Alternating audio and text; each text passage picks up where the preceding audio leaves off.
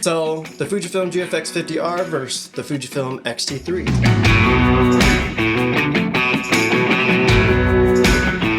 So you can see the difference in size on those. So that's crop sensor, this is the medium format one, and you can imagine in between would be a full frame. The XT3 has been my workhorse pretty much for the past, I don't know, the past 2 years or so. I just got this GFX 50R about 2 months ago. Shout out to @JonesCrow on Instagram. He gave me an insanely amazing deal and I'm insanely grateful for it. But yeah, let's just start off with weight. We'll just jump right in. So the XT3, the 50 to 140 and the GFX 50R with the 110 millimeter f2, they're actually pretty similar size. I would say the XT3 actually feels a little bit heavier. And I also got a battery grip for this because holding this with this big lens is very awkward and it feels like I'm gonna drop it all the time. Like it just wants to slip out. And the GFX 50R, since it's more hefty, I have a little bit more of a better grip on it. I might get a little side bracket because I do accidentally push these buttons a lot over here. So we'll see about that. Yeah, but weight wise, this camera's actually not super heavy. It looks like it'd be heavy because it's like the size of a brick, but it's actually not too bad. And the dimensions on it, it's not that different. Let's see. You guys know I'm horrible at this stuff.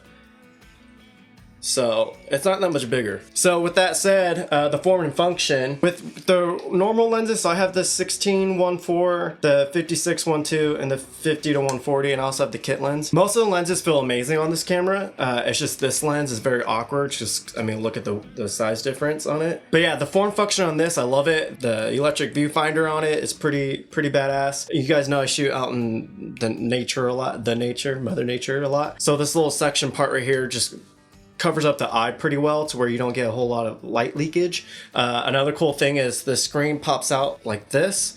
So sometimes when I'm shooting vertical, I'm getting older, so I don't want to lay down. That helps a lot. With the GFX 50R, the electric viewfinder is just a little bit more, it's like plastic. It doesn't really go around the eye as well, so I get a lot of light leakage coming in.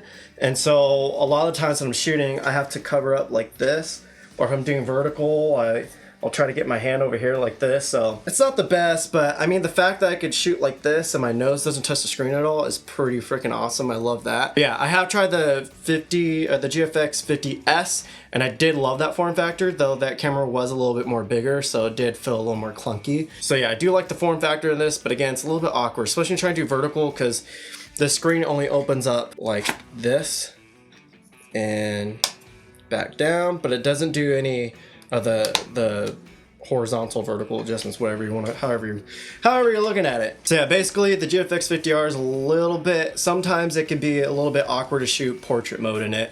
Again, usually if it's just like basic stuff, this is fine.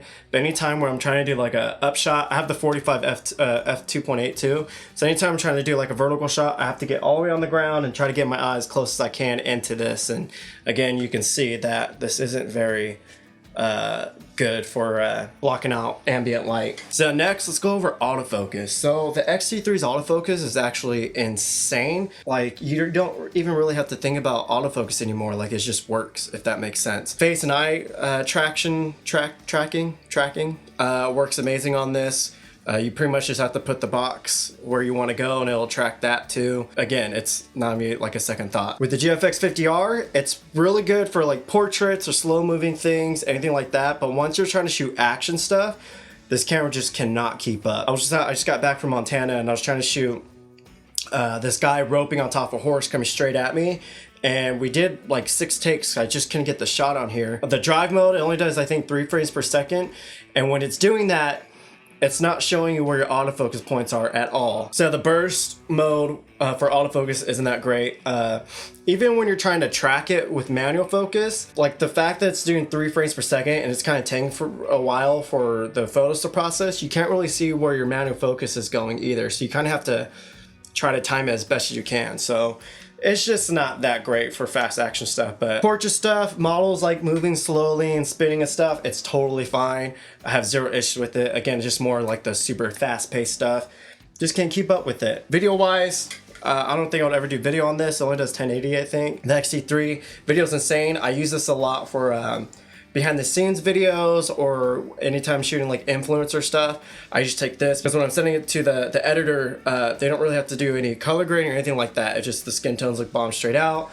all the influencers love the look of this, and especially when you can push the tint around so you get a green moody vibe or a purple light vibe, all that. Now, I'm really curious if they're gonna put the GFX 50, or no, the GFX 100, the processing and that is insane, and I heard that the autofocus is crazy. I'm hoping that Fujifilm might want to send one of those out for me to test for a month or so. It's wishful thinking. But yeah, if they come out with a new version of this with that processor, it's gonna be like game over. I would be forever stuck with it. So, I mean, I'm already like forever in love with this. Since I've gotten this, I've only shot with this maybe twice, and everything else has been with this, photo-wise. And so yeah, let's go into the lenses then, talking about autofocus. GFX 50R does have a 35mm crop mode, so you can use full frame lenses on it. And you actually only have to go into the crop mode. Some of Canon lenses will actually cover the full sensor. So I actually have the Canon 70 to 300mm, and I don't even put in the crop mode. There's just slight vignetting in the corners, which isn't a big deal. You just crop it out when you have 50 megapixels. But it kind of looks cool too. So I don't know. I don't think a lot of people will like that, but I think it's cool. So I have the Tech Art adapter on there. I also got a Kip-on one, but the Tech Art had a little more snappier and accurate autofocusing, gave me less issues. So yeah, I am looking out to get the GF 250mm f4, but it's like a $3,000 lens, I believe. So I gotta save up for that. The lenses for the X series, they're pretty affordable actually, especially if you buy them used. But I mean, even new, they're still really affordable. So I don't know. Most of the lenses I bought for this have been new lenses, and they're always having sales too, which is awesome. I don't know why, but they're always having sales, and they're pretty much the same price as used. So that's usually when I've capitalized on buying X series lenses. I have the 110mm and the 45mm for this, and they're both insanely sharp. When I throw on that 70-300, granted it's on an L series lens, you can definitely tell that there's a different, I don't know how to say it, like different resolution to the lens. I don't know if that's how you would want to explain it, but there's definitely like a whole kind of different look to it. So the Fuji glass is definitely, I don't know, I like the Fuji glass more than the Canon glass, but I might be a little bit biased on that. So image quality. The XT3 is actually pretty damn sharp. I remember when I first switched to Fuji, a lot of my buds were like, wait, that's with the Fuji? I'm like, yeah, like the whole crop sensor thing's not really a big deal anymore. If you're just shooting for social media content, online content, anything that's not gonna be printed or put in stores, anything like that, this will be just fine. I've shot images that have been put in commercial stores and everything with this, and no one is gonna be like, oh, that was shot on full frame, whatever. But as I start working with bigger clients, I do realize that there is a lack of clarity and image quality compared to the other photographers that I'm competing against, basically. I don't want to say competing, but basically we're all trying to get the job, and only one of us can do it pretty much. So yeah, with that's not an issue. This looks even better than full frame. How much you crop in, and just like the tonal adjustments on it, like the ambient light that it captures, the natural contrast it creates. So again, I really love the look of these files. It has like a really cool, I don't know, it's just really filmic. But the GFX 50R kind of brings that filmic look to the next level of getting closer to that film look, just the way it captures ambient contrast and ambient color. It's really hard to explain. A lot of people don't understand when you talk about ambient color. You can look around sunset, anything that the sun's hitting is gonna be super warm, and then anything that's in the shade, well, some people think, oh, the shade's black. It's not. It's blue because the ambient sky, if you have clear blue skies, that blue is being hit in all the shadows. So it's actually blue. So it's orange and blue. The Sony cameras, I've looked at the files before, I've messed with files before. It kind of neutralizes all that and grays it out. You have to kind of edit all that back in. With the Fujifilm files, it holds it. So again, the XT3 does a good job at holding that. But the GFX series, it does a whole nother level of bringing that in, especially on the contrast, where it captures the highlights and the shadows a lot more natural looking, to where you can edit and push a lot more and it's not kind of falling apart. So that's not to say the images fall apart in here, but definitely when you're trying to push it, you sometimes will lose some kind of, it's like clarity. You'll lose clarity. It's weird. Obviously, the more you edit a photo, the less clarity and punch it's gonna have. But again, with this, you can push a little bit more. I don't know if any of that made sense. Hopefully that made sense. And with that said, let's, everyone says that medium format has a look and they can't explain it. It's like a 3D effect. I personally think this is my theory on it. So you have 35mm format, right? And that's like a 50mm is a 50mm.